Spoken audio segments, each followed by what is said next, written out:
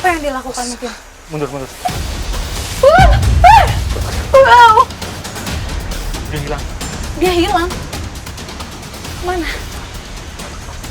Nah, apa kek?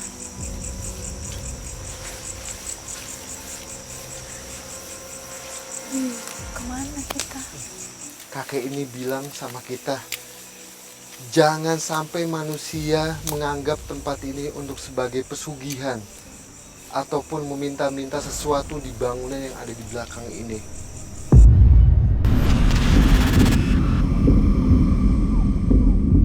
Saat Ada yang bilang cukup dengan kencangnya sekali, tapi sosoknya, tapi itu kayak cukup katanya.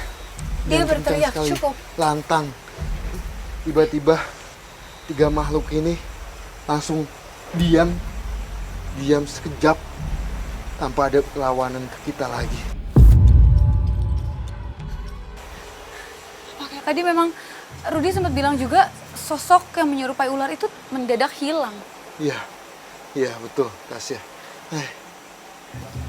Oke, mungkin Dan boleh bantu cerita tadi kenapa kita sampai pencar kayak gitu? Iya, jadi pada saat kita datang ke sini, awal datang tiba-tiba ada 3 sosok yang menghadang kita begini. Saya coba untuk komunikasi baik. Saya ingin datang baik-baik, ingin mengetahui soal tempat ini. Tiba-tiba dia melakukan perlawanan dan 3-tiganya itu satu ke sini, 2 itu ke sana. Sempat menghilang juga ya Budi ya? Iya. Di hadapan kamu ya.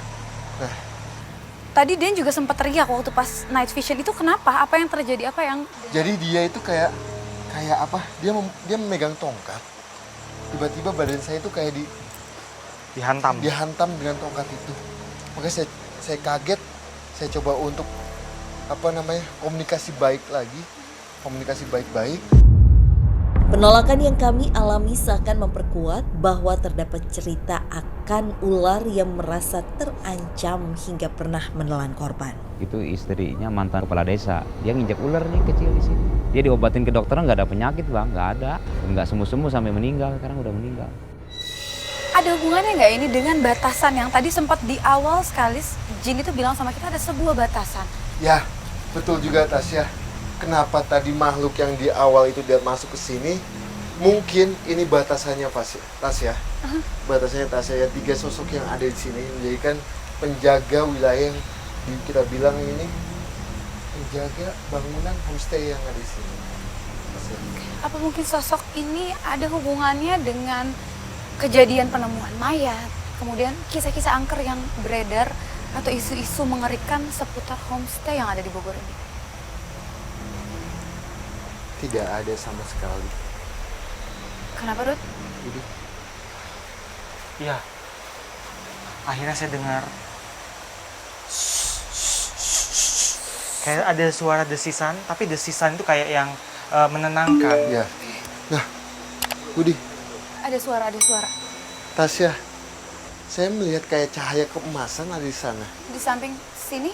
Ya, cahaya keemasan kayak muncul tiba-tiba di bangunan, suatu bangunan tiba-tiba ada cahaya kemasan itu muncul dengan kilat sekali. Apa itu ya? Atau kita coba Ya, ke arah kita cahaya pelan-pelan itu? aja. Seakan semakin terungkap akan sosok terkuat dan disinyalir menjadi alasan mengapa area ini terbengkalai dan terkenal angker. Kami pun mencoba perlahan mendekati ke arah sebuah cahaya yang sempat dilihat oleh Rudy dan Den Ananda. Ini Kaden sedang coba komunikasi mungkin Rut atau seperti apa? Saya minta netizen. Kayaknya Tasya nggak bisa Betul, masuk. betul. Jadi Tasya nunggu sini dengan tim, salah satu tim ikut kita untuk masuk ke dalam situ. Budi. Ayo. Tasya Aku di di sini sini. aja. Karena ini kayak perempuan nggak boleh masuk. Ya, Seketika suasana semakin amat mencekam. Dikala Den Ananda dan Rudy melarang saya ikut masuk ke sebuah bangunan tua di akhir perjalanan kami. Boleh sebagian ikut Kaden, tapi sebagian di sini ya temenin aku. Oke, jadi sekarang Kaden sama Kak Rudy lagi masuk ke sebuah tempat, katanya sebuah bangunan. Tasya nggak bisa masuk lebih jauh lagi. Karena tempat itu memiliki beberapa pantangan, yaitu adalah wanita atau yang bukan muhrim tidak diperkenankan untuk masuk ke wilayah tersebut. Dan juga sempat lihat ada cahaya keemasan katanya yang menuntun dia ke arah sini. Dengan makhluk yang ada atau yang mendiami tempat di sini.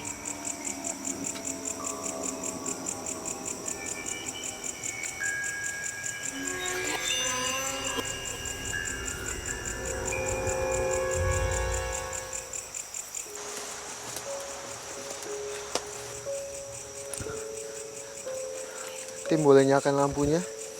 Boleh dinyalain lagi lampunya. Hati-hati, hati-hati. Mungkin boleh Ya, diceritakan dan juga Rudi apa yang ada di dalam Tasya. sana.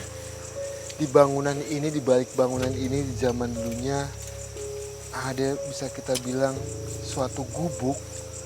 Tapi gubuknya itu, kalau vision kita ya Budi ya, itu sangat megah sekali. Kenapa? Ada cahaya keemasan yang menyelimuti gubuk itu. Seperti ada kekayaan, Ya, kejayaan di dalam sana. betul. Dan di dalam itu ada sosok kakek-kakek tua ya Budi. Mungkin dari kamu sempat melihat juga dengan sekilas, bentuknya itu sangat wibawa sekali. Iya. Dengan dia menggunakan jubah putih, Panjang, panjang, dan segini panjangnya, ada sabuk ya, warna hijau. hijau. Dan dia memakai kayak belangkon, tapi bukan udeng-udeng, melainkan belangkon. Dan kalau di mukanya itu sangat tidak ada bewoknya, bahkan tidak ada kumisnya. Jadi mulus sekali, sangat-sangat ganteng sekali. Nah, tadi dia diizinkan kita masuk hanya laki-laki. Jadi kalau apa ya bahasanya, kalau itu wanita itu tidak boleh masuk ke dalam situ. Jadi maksudnya gini, ini adalah tempat yang sakral untuk dia. Jadi Ya. jangan sampai ada laki-laki dan perempuan yang bukan muhrim secara bersamaan datang ke dalam. Betul banget. Nah, Jadi roh ini apa tadi jin, jin ini sosok Kak kakek. Rudi dan juga Kak Den melihat sosok ular yang tadi sebelumnya kita temuin Ya. di dalam sini. Bukan, melainkan dia penjaga untuk kakek ini. Kakek-kakek yang berdiam di sini. Dan Iya. tadi katanya juga ini adalah tempat dengan kemegahan atau Ya, kemewahan betul, pada betul zaman banget. dulu ya. Nah, sosok kakek-kakek itu datang. Assalamualaikum, Kak. Ih, Assalamualaikum. Assalamualaikum. Oke. Ya, kakek. Ya. Ya. Ya. Seakan memang adanya sosok astral menyerupai kakek tua dengan paras bijaksana yang diajak berkomunikasi dengan Den Ananda maupun Rudi, ikut memperjelas cerita bahwa ada seorang warga setempat yang pernah dibantu oleh sosok astral tersebut. Dia katanya lagi kelilit utang, dia bandar pisang. Nah, setelah main itu dia ketemu kakek-kakek di atas Gunung Batu. Pas masuk ke sini katanya rumahnya mewah banget, bagus, kayak istana lah gitu. Nah setelah itu dia dikasih uang 10 juta. Mungkin dia mau balas budi kali, mau main. Main dia lah ke sini dia sama istrinya. Tahu-taunya ini kok hutan gitu loh. jadi kakek ini memang menempati bangunan ini Ya. bahkan dari sebelum Homestay ini jadi. Ya, jadi kakek ini ada di tanah ini dulu jauh sebelum adanya homestay ini. Nah, apa kek?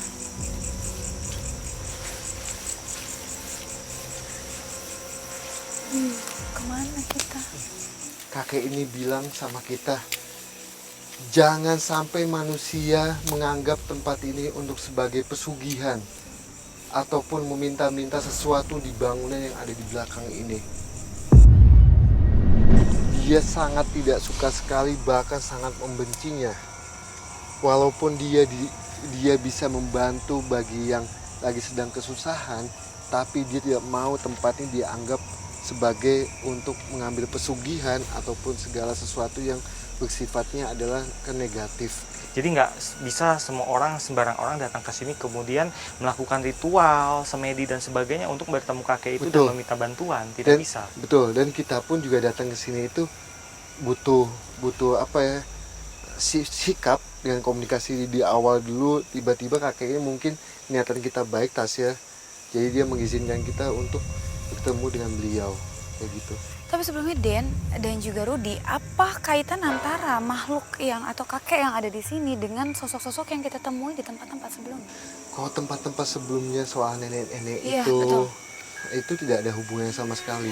Tapi emang nenek-nenek itu kembali lagi hidupnya itu dulu di wilayah tanah ini. Oke, jadi tetap Zaman menjaga, lama ya? banget, zaman udah kita nggak bisa tahu tahunnya itu kapan. Cuma emang masih zaman ini masih full hutan dan emang masih zaman yang masih dengan kebaya. Nah, Lalu tadi sempat dikatakan juga jin sebelumnya bilang ada sebuah perbatasan. ya, Batas apa itu? jadi wilayah ini bangunan sebelah sini sama sebelah sana yang tadi kita temuin sosok laki-laki mayat itu ada batasannya di sungai ini, di sungai apa namanya Cipamingkis. Cipamingkis. Yes. Sungai Cipamingkis itu Memisahkan antara wilayah. wilayah ini. Nah, kenapa makhluk itu nggak bisa masuk ke sini? Itu ada penjaganya 3 sosok laki-laki yang tadi kita sempat Menyerupai temui. ular tadi Betul banget. Oke, jadi ada mungkin wilayah larangan seperti tadi Tasya tidak boleh masuk ke Ya, daerah sebelah sini karena Tasya lawan jenis betul, seperti itu ya. betul. Begitu pula dengan tempat ini yang memiliki batasan-batasan tertentu Ya, dalam kata jin seperti betul itu ya. banget, Tasya. Oke. Tapi Ada yang coba disampaikan mungkin? dia bilang juga bangunan ini kosong, bahkan sudah tidak berfungsi sama sekali, bahkan kita bisa bilang apa terbengkalai ya, Budi, Tasya. Iya. Itu bukan sebab musababnya makhluk gaib yang suka mengganggu, Melainkan emang ada segi permasalahan personalnya aja ya. oke, tadi kan di sini dibilang katanya cewek juga nggak boleh Ya. dekat-dekat ya. Mungkin kita bisa cari tempat yang Boleh. jauh lebih nyaman ya, lebih aman juga ya. Oke, yuk. Kita pindah aja yuk.